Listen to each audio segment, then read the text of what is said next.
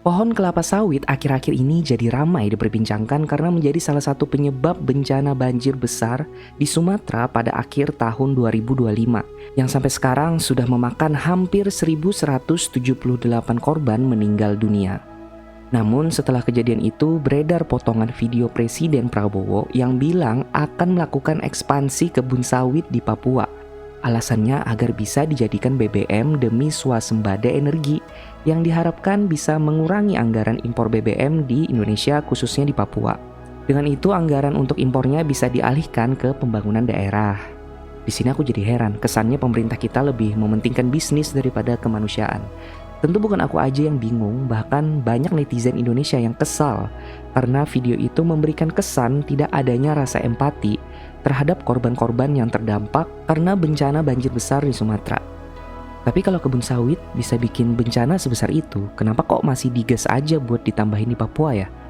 Nah, daripada penasaran, di video ini aku mau cari tahu kebenaran tentang pohon kelapa sawit dan apa dampaknya terhadap lingkungan.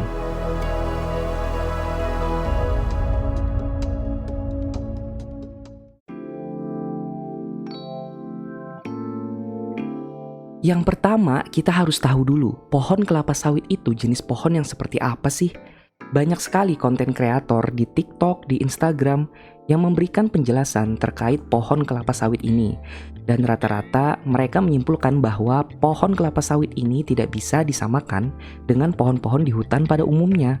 Karena tidak bisa menyerap air dengan baik, memiliki akar serabut yang daya serap airnya itu tidak sekuat pohon-pohon di hutan. Dari penjelasan mereka, aku coba cari tahu lagi dan aku menemukan informasi bahwa pohon kelapa sawit ini termasuk di dalam anggota dari pohon suku pinang-pinangan. Dan secara teknis, itu bukan pohon tapi tanaman karena tidak memiliki kayu sejati. Dan akarnya itu seperti serabut yang hanya menyebar di permukaan, tidak seperti pohon di hutan pada umumnya. Jadi lebih seperti tanaman raksasa yang keras. Oleh karenanya, kelapa sawit itu tidak bisa menggantikan fungsi pohon yang bisa menyerap air lebih baik dan mencegah terjadinya banjir. Tidak hanya itu, tapi lebih banyak lagi kekurangan pohon kelapa sawit ini seperti tidak adanya keanekaragaman tumbuhan yang tumbuh di sekitarnya, meningkatkan potensi longsor, serta tidak bisa menggantikan habitat hewan dan sebagainya. Tapi pohon kelapa sawit ini bukan asli Indonesia loh. Aslinya itu dari Afrika, khususnya dari Afrika Barat dan Afrika Tengah. Dibawa ke Indonesia sekitar tahun 1848 oleh pemerintah Belanda. Mereka membawa 4 biji bibit yang kemudian pertama kali ditanam di kebun raya Bogor sebagai tanaman hias.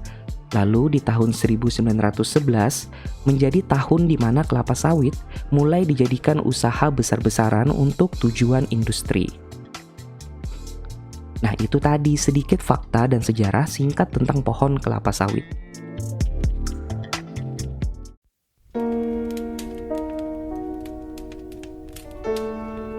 Masalah sebenarnya bukan di pohon kelapa sawit itu sendiri, bukan masalah akar pohonnya yang tidak bisa menyerap air, tapi lebih ke perkebunannya karena dari proses tanam hingga panen itulah yang memberikan dampak negatif terhadap lingkungan. Hingga tahun 2026, Indonesia masih menjadi produsen minyak sawit terbesar di dunia. Luas perkebunannya sekitar 17 juta hektar dengan total produksi minyak sawit setiap tahunnya itu kurang lebih 50 juta ton. Perkebunannya itu tersebar di wilayah Sumatera dan Kalimantan. Bagi yang penasaran seluas apa 17 juta hektar itu, kalau semua kebun kelapa sawit di Indonesia ini digabungkan dan ditaruh di satu lokasi, maka total luasnya melebihi luas dari Pulau Jawa atau 3 kali lipat luas Malaysia. Sebesar itu skalanya. Dan kalau mau bikin kebun kelapa sawit, artinya harus ada lahan dong. Nah, dari mana lahan itu?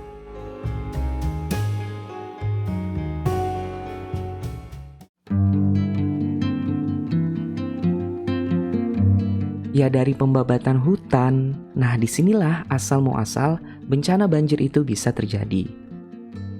Selama 20 tahun terakhir, sekitar 11 juta hektar hutan primer di Indonesia telah habis dibabat.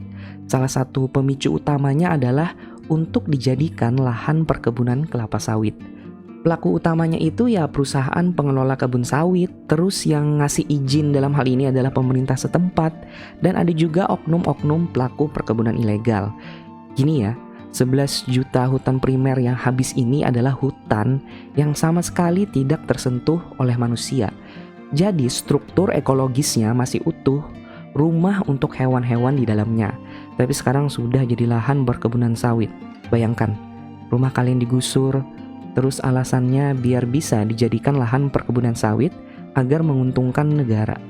Kalau kita manusia masih bisa melawan, tapi bagaimana dengan hewan-hewan yang tidak berdaya menghadapi mesin-mesin besar yang menghancurkan rumah mereka?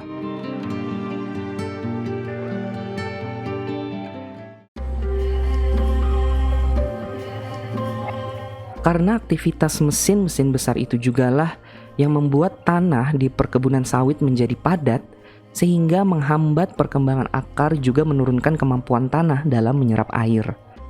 Pemadatan tanah ini terjadi karena faktor kesengajaan dan juga ketidaksengajaan. Contohnya kalau misalnya lahan yang akan dijadikan perkebunan sawit itu memiliki tanah yang gambut, maka mereka sengaja melakukan proses pemadatan tanah menggunakan alat berat bertujuan agar pohon kelapa sawit memiliki pijakan yang kuat dan tidak miring atau roboh saat tumbuh besar. Ada juga bertujuan untuk pembuatan jalan untuk proses angkutan panen dan sebagainya. Tapi contoh tadi juga bisa termasuk dalam faktor ketidaksengajaan, karena lalu lintas alat berat dalam aktivitas perkebunan dapat membuat tanah di sekitar lahan menjadi padat.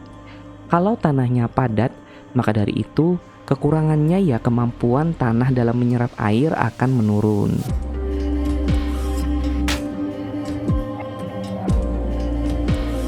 Memang bukan hanya pembabatan hutan dan pemadatan tanah yang menjadi dampak besar dalam penyebab bencana banjir, masih banyak alasan lain yang menjadi penyebabnya. Tapi seperti yang sudah aku sampaikan bahwa luas perkebunan pohon kelapa sawit di Indonesia sekarang sekitar 17 juta hektar.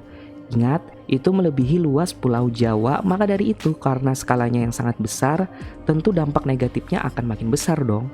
Karena perkebunan ini tersebar di beberapa wilayah provinsi di Indonesia, salah satunya adalah di Aceh, Sumatera Utara, dan Sumatera Barat.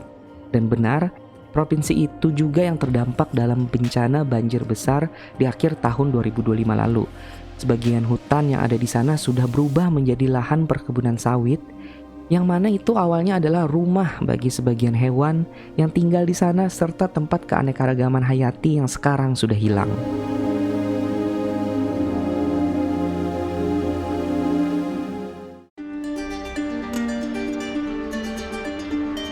Pada saat itu curah hujan yang ekstrim berkombinasi dengan degradasi hutan di wilayah hulu membuat bencana banjir tidak bisa terhindarkan. Analoginya seperti kalian nampung air dari keran pakai gayung, tapi nggak ketampung karena gayungnya berlobang. Maka dari itu kan airnya jadi merembes ke bawah dan apapun yang ada di bawah gayung jadi ikut basah dan larut ya kan? Seperti itu juga yang terjadi di sana. Volume air hujan yang makin lama makin banyak, tapi tidak ada yang bisa menyerap airnya karena kurangnya pohon sejati dan tanah yang sudah tidak mampu lagi menyerap tanpa bantuan hutan. Maka terjadilah bencana banjir besar dan tanah longsor.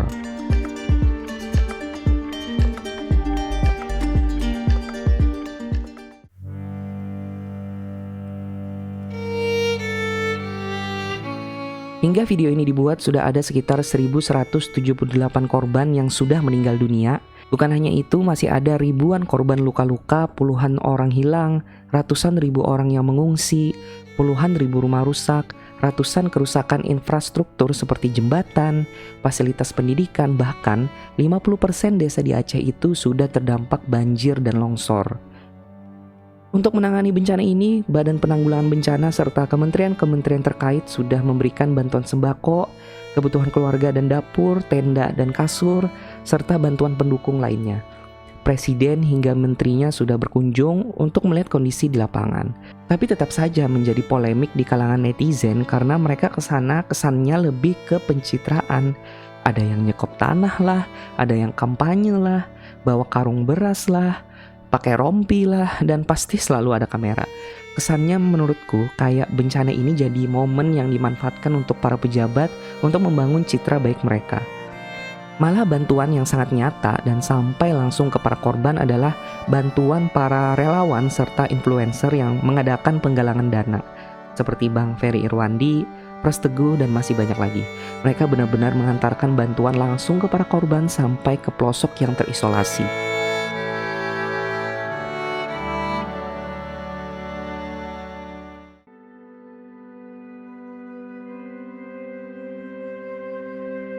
Jadi yang terakhir, kita kembali lagi ke pertanyaan awal, apakah pohon kelapa sawit itu penyebab dari bencana banjir besar di Sumatera? Kalau hasil risetku sih, sebenarnya pohon kelapa sawit itu tidak salah, karena mereka juga salah satu tumbuhan yang hidup secara alami dan berasal dari Afrika. Tapi menurutku letak masalahnya adalah di perkebunan pohon kelapa sawit yang skalanya sangat besar, yang mana harus mengorbankan hutan primer Indonesia untuk dijadikan lahan. Sehingga di daerah itu tidak sanggup menghadapi curah hujan ekstrim, maka dari itu terjadilah bencana banjir besar dan tanah longsor ini. Kalian bisa lakukan riset di internet sendiri ya kalau ingin lebih tahu mengenai bencana banjir besar di Sumatera, karena di sini aku lebih membahas keterlibatan pohon kelapa sawit dengan bencana banjir. Jadi masih banyak informasi yang tidak aku masukkan ke dalam video ini. Nah, sekarang aku serahkan ke kalian, perkebunan kelapa sawit ini sebenarnya lebih banyak menguntungkan kita atau merugikan kita sebagai masyarakat? Silahkan berikan pendapat kalian di kolom komentar ya, kita diskusi di situ. Oke guys, sampai di sini dulu videonya. Kalau ada yang kurang atau aku ada yang salah, silahkan koreksi di kolom komentar. Kalau kalian suka video ini, jangan lupa like dan subscribe biar nggak ketinggalan video menarik lainnya. Until then, bye-bye.